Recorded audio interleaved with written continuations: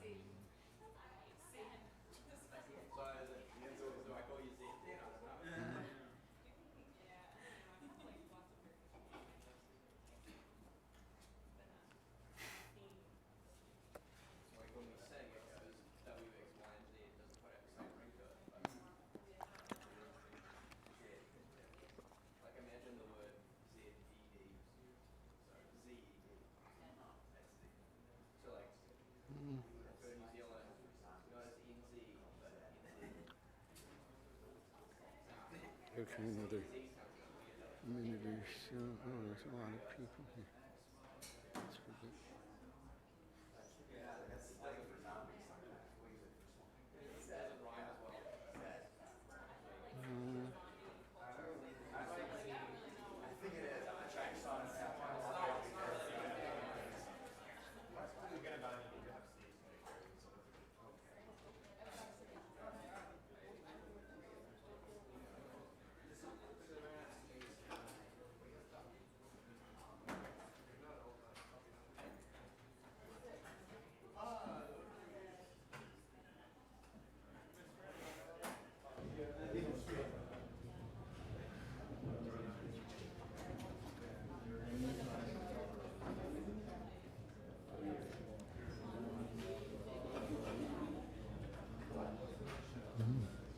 Oh, hi, right.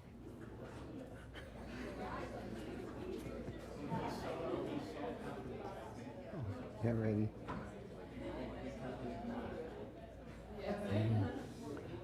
All right, I think we'll get started now, ladies and gentlemen.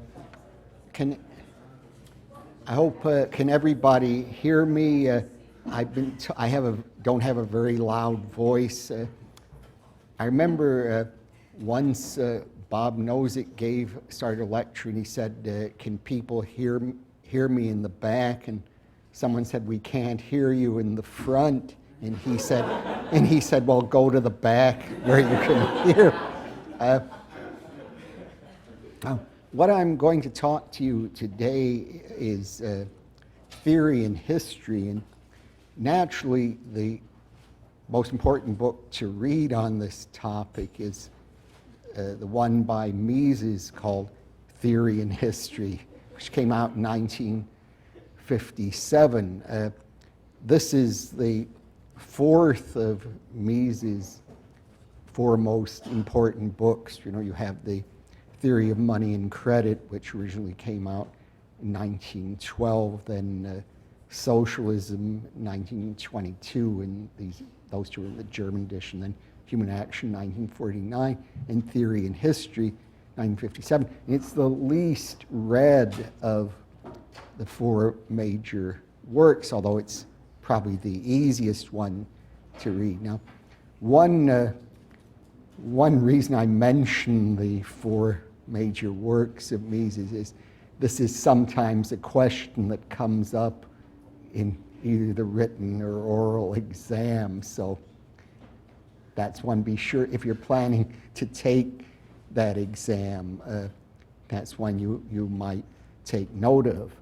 Now what I'm going to do today, we're talking about the theory of history. When we talk about philosophy of history, we can use the philosophy of history to mean two different subject matters, and that correspond to two different meanings of history. History can refer either to the events that happened in the past. So, we would have, say, a history of the Civil War, or a history of the fall of the Roman Republic, and so on. But history could also refer to the process of writing about these past events. Sometimes this is called historiography.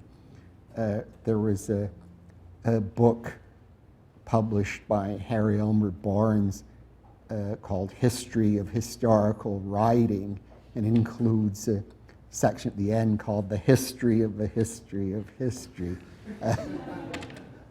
So we have these two different meanings of history. We would have history as the events, and then history as a process of writing. So corresponding to that, there are two different meanings of philosophy of history.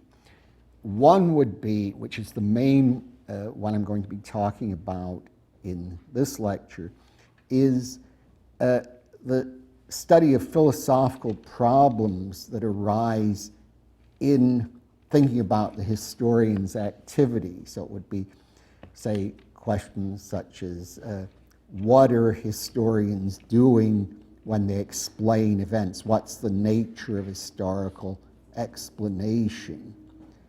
That would be the sort of question we'll be addressing here. Now, there's another meaning of philosophy of history that corresponds to the first meaning I distinguished of history. And here, philosophy of history would refer to a view that history, meaning the events that happened in the past, all of history falls into a certain pattern. So in addition to having histories of particular countries or particular topics, like history of technology or history of science, there is some notion, and when we talk about philosophy of history, of an account of the whole of history. The claim would be that history, the whole historical process, has meaning. And among the people who were philosophers of history in this sense, were Hegel. Gave lectures on philosophy of history. We would have in the 20th century Oswald Spengler, Arnold Toynbee, Eric Voegelin, who was a student of Mises. Mises was very suspicious of philosophy of history, and depending on how far we get in the lecture, we'll discuss some of the problems he found with this idea of a pattern for all of history. Now, in considering this main topic, which is considering the philosophical problems that arise in history, in writing history, one very important point is the historian can use praxeology, what we've been studying all week, to help explain historical events. For example, which I think one of the best cases applying praxeological insight to history is Murray Rothbard's book, America's Great Depression, which came out in 1963. And what Rothbard is doing here is attempting to explain the onset of the 1929 Depression. And here he uses what he does in explaining the onset of depression he's guided by Austrian business cycle theory. You'll recall from other lectures you heard, in Austrian business cycle theory, the key point is there's an expansion of bank credit that drives the rate of interest on money, the loan rate of interest, below the rate determined by people's time preference. And as a result, there is malinvestment that, and when this can't be sustained, then these businesses that were invested in because of expansion of bank credit will collapse. And then the depression is the process of readjusting the economy to the actual rate of time preference. So when Rothbard is studying the onset of the Great Depression, what he's considering is the Federal Reserve policy in the 1920s, and he emphasizes that the Federal Reserve, under the guidance of Benjamin Strong, who was the governor of the Federal Reserve Bank of New York and the most powerful person in the system at that time, was trying to expand credit in order to help the Bank of England. There was a very close friendship between Strong and the governor of the Bank of England, who was called Montague Norman, and Rothbard sees that as the key to understanding the onset of the Great Depression. Now, another example of applying praxeological insight to a historical event can be found in the brief account that Mises gives of the decline of the Roman Empire in Human Action. I think if you have the Scholars edition, the one published by Mises, I think it's around 762 that he discusses this. So what Mises says is that because of the systems of price control in effect, there was this disrupted the monetary system, and there was a decline in trade, and this led to a centering of production more at the local level, more at the level of the latifundia, the estates, and so there was a disruption in the economy, and this disruption weakened the Roman Empire and made it susceptible to invasion.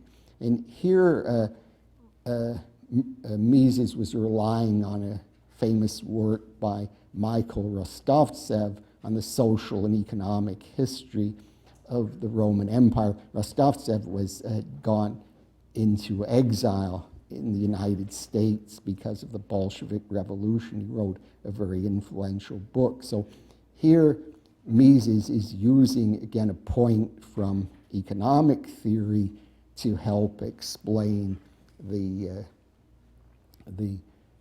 decline of the Roman Empire. So you see here how he's guided by his insight into economic theory.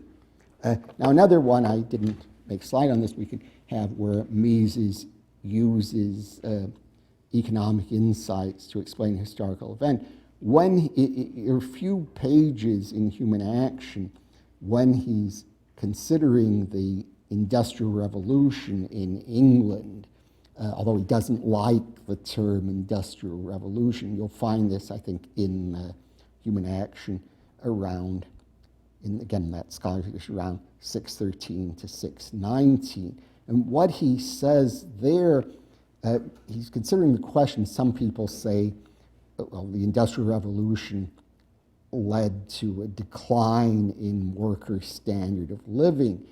And what he says is he would, because of his knowledge of economics, having an increase in the market would not lead, other things being equal, lead to a decline. But he says there was a tremendous increase in population at that time in England, and had it not been for the development of the market, then a lot of people would have simply died altogether. They would have no means of support. So we see here, because of Mises' knowledge of economic theory, he's looking beyond the poor conditions of the workers at, say, in late 18th century England. He's asking, what would the alternatives have been had there not been an increase in the industrialization? What's led him to ask that question is his knowledge of economic theory. I've said that the economist is guided by praxeological insight, and given the example of Rothbard applying Austrian business cycle theory to explain the Great Depression. But if a historian isn't an Austrian, say, uses other theories, that the historian will be guided by those theories. For example, if we look at a book that came out the same year in 1963 as America's Great Depression, this is a famous one, A Monetary History of the United States by Milton Friedman and Anna Schwartz. Those authors are not Austrians. They have a completely different way of explaining the Depression, and what they were followers of a quantity theory of money. So what's important for them is that when in the period around 1932, there was a big fall in the quantity of money, and they say what led to the stock market crash becoming a major depression was that the Federal Reserve System wasn't expanding the money supply enough. So you see, it's a very different interpretation from Rothbard's, and you see in each case the writers are guided by the historical theory they hold. What Rothbard says when he's talking about the Federal Reserve policy in 1932, he says, well, the fall in money supply wasn't due to the Fed contracting the supply, it was just there was a fall, people were not spending as much, and he doesn't think the Fed should have reacted by trying to expand the money supply. So once again, you see how the theory can guide what the way the historian is presenting the facts and trying to understand them. Now, I'll give another example here of how theory can influence how the historian can explain a historical event. And this concerns the interpretation of fascism, particularly the Nazi economy. Now, the Marxist account, say, we find in the book by Franz Neumann, who was he had been a member of the famous Frankfurt School, and then he became a professor at Columbia. He had a book called Behemoth, which was a study of the Nazi economy. And what he said was really it was the monopoly capitalists who were behind the Nazi system, that they were the ones really running things, that because in the Marxist view capitalism was collapsing, it required an authoritarian dictatorship to keep it in power, to prevent a revolution, communist revolution or socialist revolution, from overthrowing it, so that the capitalists decided to throw in their lot with Hitler, not that they could completely control him, but they recognized that he was really operating in their interests. Now, Mises rejected this view completely, and what he emphasized is that in the Nazi system, although you had private ownership, there were people who would say they were the owners, say, of the steel factory or all the other firms. The government was telling these people what prices they were supposed to charge, what wages they could pay. The ostensible owners had no discretion in what prices and wages to charge, so we didn't really have a capitalist system at all. It was just a form of socialism. It was a form of socialism in which the government is preserving the form of private property. They're still owners, but the ostensible owners don't have any power. They're not really in charge. So again, it's the theoretical insight that Mises had into this form of socialism that enabled him to explain the Nazi system in a different way from the Marxist view. And I should say later research has supported Mises. There was a very big book by Gerald Feldman, who was a historian at Berkeley, showing that the big business really didn't support Hitler when Hitler was coming to power. Some of them gave contributions, but they tended to give contributions to a lot of the major parties, and they weren't at all backing him as their preferred choice. Now, it's not only economics that, praxeology, that, according to Mises, helps the historian understand events. The historian is applying economics to understand events. But Mises says that a historian's account can't contradict the results of contemporary science. So if science has established something, then the historian's account has to take note of that. And he gives an example which I find funny for a reason I'll explain, although when I've given this in lectures in the past, unfortunately, very few people laugh, even though I find it funny.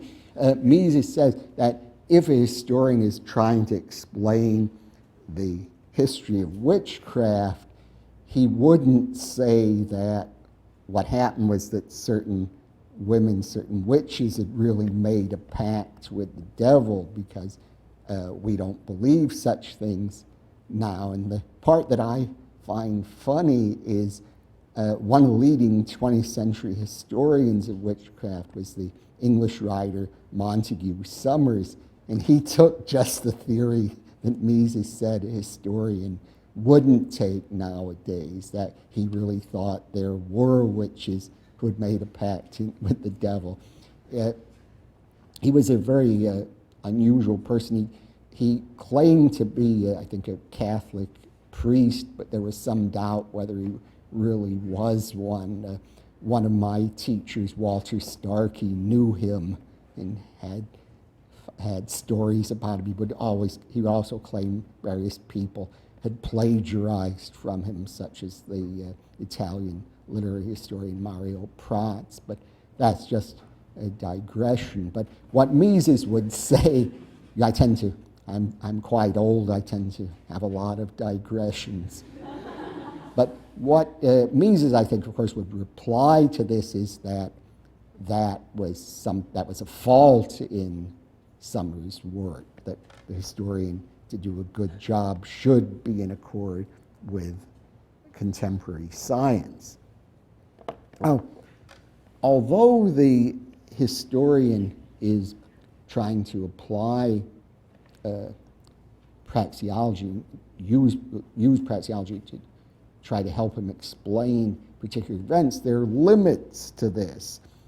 We can't deduce particular events from the laws of praxeology. Remember in the first lecture, which those of you here were unfortunate enough to have to listen to, I mentioned that what we're doing in praxeology is explaining the form of an action, the structure that any action has to have in order to be an action.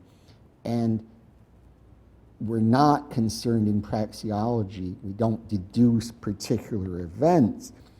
As an example, I just mentioned when Rothbard uses the Austrian business cycle theory to explain the onset of the Great Depression in 1929, given various historical events, he can try to show that the money supply expanded and give an explanation of that, but he couldn't deduce just from Austrian business cycle theory that there had been an expansion of the money supply.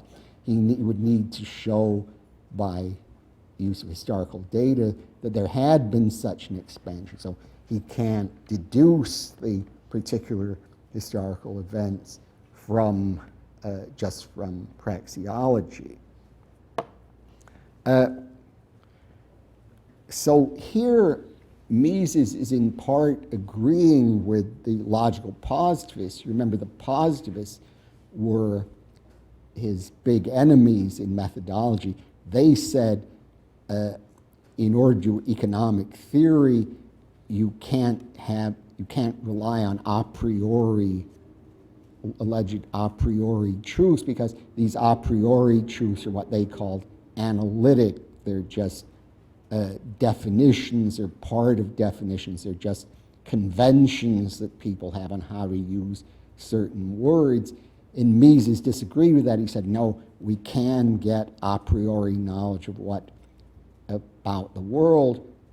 We can arrive at this through deduction from the concept of action. So Mises was disagreeing with them, but he agreed with them that we can't deduce particular events from just thinking about the world. We have to do empirical investigation to find out which particular events had happened. But once we do the empirical investigation, we can use the praxeology to help us explain what happened. Now, supposing, it seems pretty evident, and Mises is right, that we can't use praxeology to deduce particular events, does it follow from that that there can't be historical laws, there can't be universal generalization? So suppose we know, well, you can't get them from praxeology, but maybe you could get them from somewhere else. One possibility would be through inductive generalization. They would be not something we claim to derive just by reasoning. We could claim by studying history we could derive certain laws, certain generalization. For example, the one person who wrote along those lines was the Russian sociologist who wound up as the first professor of sociology at Harvard, Peter M. Sorokin. He had I think a 3-volume book called Social and Cultural Dynamics, where he had various historical laws, and you find something like that, although in the works of Arnold Toynbee, a multi-volume study of history. But Mises didn't accept this. He said there are no constants in human action. There aren't quantitative constants. There's nothing like a historical law of gravitation that would enable us to calculate what people are doing. And he thought that human free choice is an ultimate given, something that can't be explained further. So what the historian is doing, according to him, is to try to explain why people had made certain choices in history rather than try to come up with inductive generalizations, saying there are certain laws that determine what people will choose.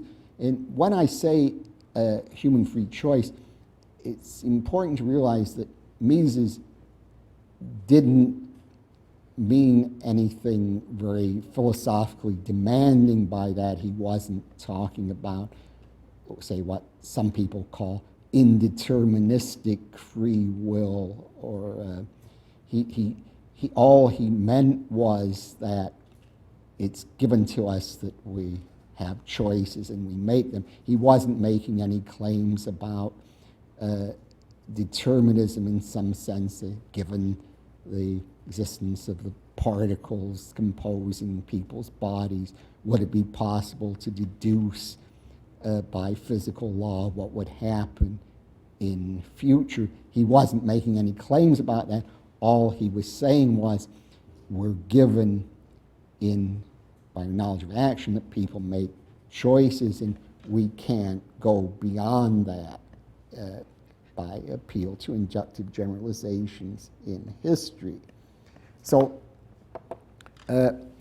if there are no, we can't deduce laws, we can't deduce particular actions from praxeology, and there are also no universal inductive generalization about history, then we have the problem, can the historian explain events at all? What are the historians supposed to do? And Mises said there's an escape from this. Even though there aren't generalizations a historian can appeal to explain particular events, the historian can explain the event without making appeal to generalizations. We understand the event in its individuality, this particular event, rather than try to account for what the event has in common with other events. We're just grasping the event as an individual event. And he called this attempt to understand the individual event specific understanding. And he sometimes uses the German term verstehen to mean this grasp of an individuality or an individual event. Sometimes he refers to it also as thymology, kind of a literary psychology. He sometimes liked coining unusual words. Even though English wasn't his native language, Mises had a very large vocabulary that he would sometimes display on unexpected occasions. So how does specific understanding work? Well, we make judgments about the goals and beliefs of particular persons based on our own knowledge and experience. And so what the historian is doing is try to account, say, in understanding someone's action, try to account for the relevance of particular events in the actor's background. For example, supposing a historian is trying to explain Abraham Lincoln's policy in 1861, after he became president, March 1861, he would use evidence about Lincoln's ends, for example, Lincoln's desire to end secession, to prevent the further spread of slavery in the territories, and beliefs that Lincoln had. For example, he had military power to force the South to give up, and he would use these beliefs and desires that he would attribute to Lincoln to try to explain what Lincoln did. He'd say, given that Lincoln had such and such beliefs or desires, suppose he thought that by sending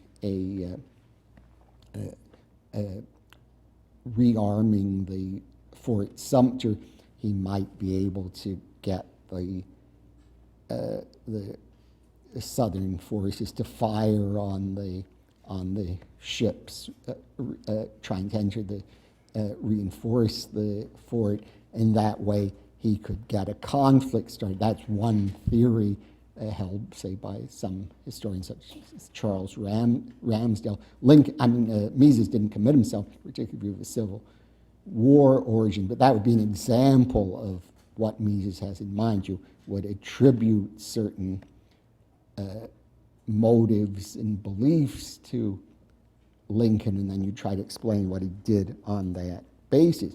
So you see, he isn't appealing to general laws. He isn't saying whenever a president is confronted by states within his union or departments within his union trying to revolt, he'll do such and such. He's trying to understand the particular psychology of Abraham Lincoln. In that way, try to explain what he's doing. He's appealing to particular beliefs and desires he thinks that they certainly think that Lincoln has. Now, one mistake sometimes made is that in this process where you're trying to figure out what the desires and beliefs of a historical actor have in order to explain what he did, you talk about understanding. It doesn't imply that you're sympathizing with what the person is doing. You're seeing things from his point of view in the sense of trying to see how it would look to him. But it doesn't imply that you think the person acted rightly. Now, one person who made this mistake is one of the greatest modern philosophers, Saul Kripke. Some of you may know his great book, Naming and Necessity. But Kripke gave as an example a very controversial historian, David Irving, who wrote a book called Hitler's War. And what Kripke said, he was writing an account of R.G. Collingwood's philosophy of history. As I'll explain a little later, Collingwood had some influence on Mises' account, had a similar way of understanding history. So Kripke said, well, look,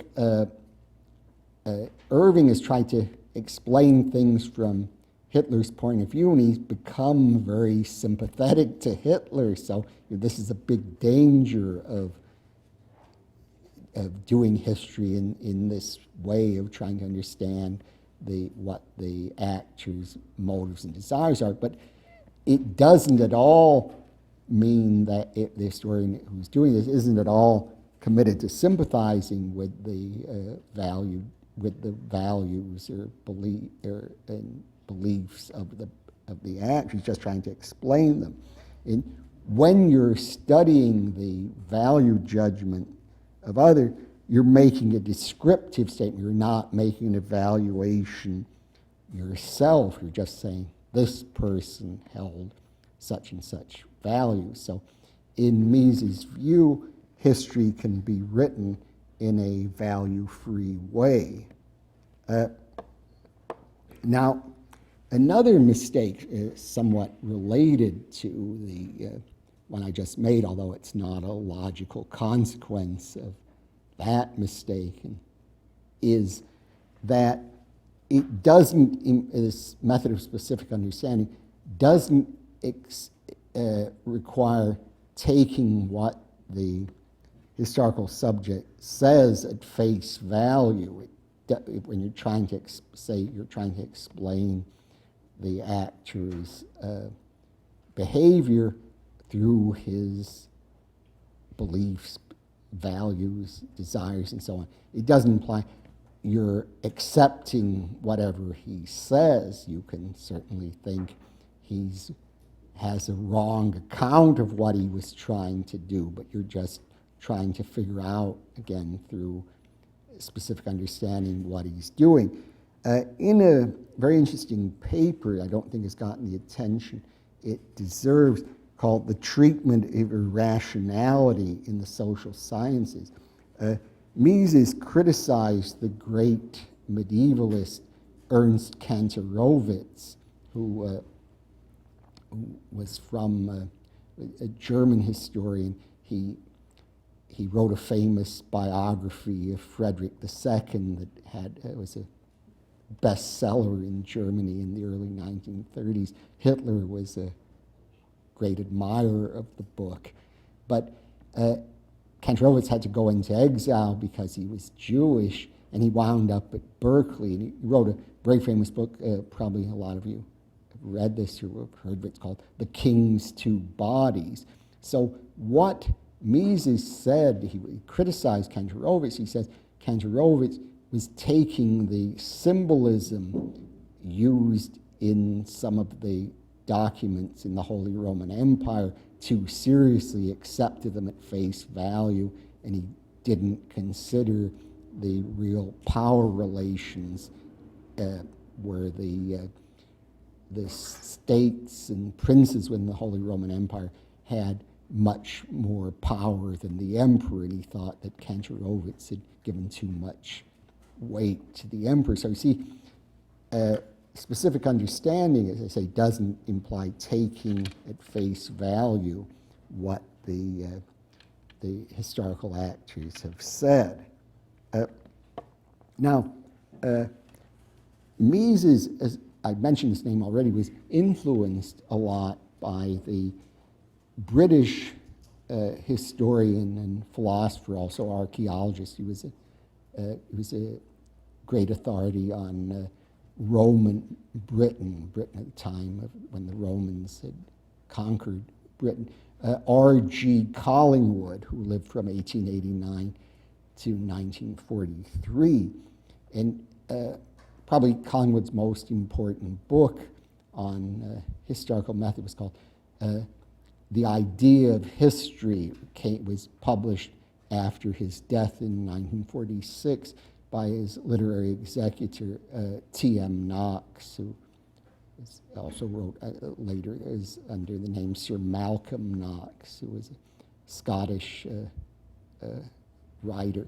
So what Collingwood said, and you'll see the similarity to Mises, he said the historian should try to recreate or recollect the thoughts of the person he studied. So say if you were trying to explain why Caesar had crossed the Rubicon River in 49 BC, you'd be trying to reconstruct Caesar's thoughts. And the unusual part of Collingwood's theory, he thought that if the historian succeeded in this, his thought would be identical to that of the historical actor, so that if you had come up with the correct account of why Caesar crossed the Rubicon, you would be rethinking Caesar's thought. And this is in a very strong sense, not just that you would be having the same qualitative, the same ideas as the ones Caesar had, but you would be having exactly numerically the same thought as Caesar. This, as you will see, as you can see, is a quite unusual view, but Mises didn't accept this. And there were other people who wrote in this tradition of Verstehen, specific understanding, including the philosophers Wilhelm Windelband, Wilhelm Dilthey, Heinrich Rickert, and the Italian Benedetto Croce. Now, as I mentioned before, the logical positivists were the great opponents of Mises in methodology. So here too, in historical understanding, they opposed what Mises said. And the philosophers who were sympathetic to positivism, such as Ernest Nagel, who was taught at Columbia University for a long time. Nagel was one of Murray Rothbard's teachers. Murray liked him very much. He said he was very friendly to students. So what Nagel said, well, Verstehen, or specific understanding, might very well be a good way to generate a hypothesis. Say you might, by trying to think yourself into Lincoln's mind in March 1861, you might come up with a good hypothesis about how Lincoln, what Lincoln did at the onset of Civil War, but it couldn't give you knowledge. All you could do would be come up with a particular account that might appeal to your imagination, but that isn't knowledge, that's just speculation. And what Mises' reply here was really that the only way to judge a case of specific understanding was how convincing you found it. If, say, you found this a convincing account, that was all you could do. There wasn't any further thing you could appeal to. I mean, of course, you could see if, say, you came up with later documents, you could see how, whether you could use your explanation to explain those, but there isn't anything in history like the scientific verification of a hypothesis that can be appealed to. So what the positivists said, well, instead of using Verstehen, what you should try to do is come up with laws of history. And similar to scientific laws of physics, you'd have laws of history, even though they might not be able to be formulated in as exact a form as you get in the physical sciences. The most important defense of this view is in an article that came out in 1942 by the member of the Vienna Circle who taught at Princeton for a long time, Carl Hempel, and the article is called "The Function of General Laws in History." So Hempel said, well, okay, we can't get exact laws, we might sometimes be satisfied with what he called explanation sketches, but this is what we should try, what we should be aiming for.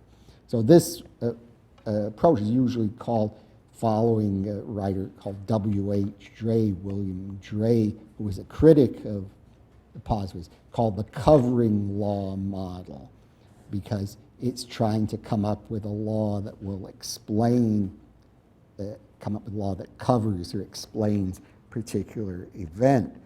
And Mises' reply to this is very simple, that there aren't any such laws. There aren't laws, say we're trying to explain, use the example I gave before, why Caesar crossed the Rubicon. There aren't laws that say ambitious generals faced with an order that they think detracts from their honor will, under such and such conditions, disobey the order. All that we have are a particular event that Caesar crossed the river, and the historian can try to explain that. So I think I was going to say a little bit about ideal types, but we're running out of time, so I'll just say one thing at the end about this other philosophies of history, in the sense of trying to come up with a general explanation of the whole of history. And let me just skip to that so we can forget about, ideal type. You remember that a basic principle of praxeology is that only individuals act. And a lot of the philosophies of history, that doctrines say there's a meaning to the whole history, violate this process. So examples would be, Hegel thought there was something called Geist, or spirit, that was coming to consciousness in history, or Marx thought the forces of production were tending to grow automatically, develop throughout history, and various systems of production would come into being and be replaced depending on how well they developed the forces of production. And Oswald Spengler thought that cultures were really organisms that had laws of growth and decay. So all of these violated methodological individualism, and Mises rejected them. So I think having rejected philosophy of history in this sense would be a good time to finish. So thanks very much.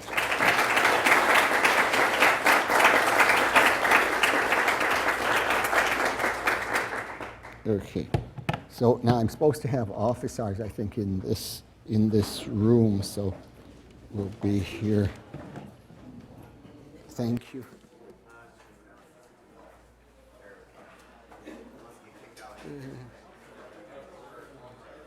Okay, good. Okay.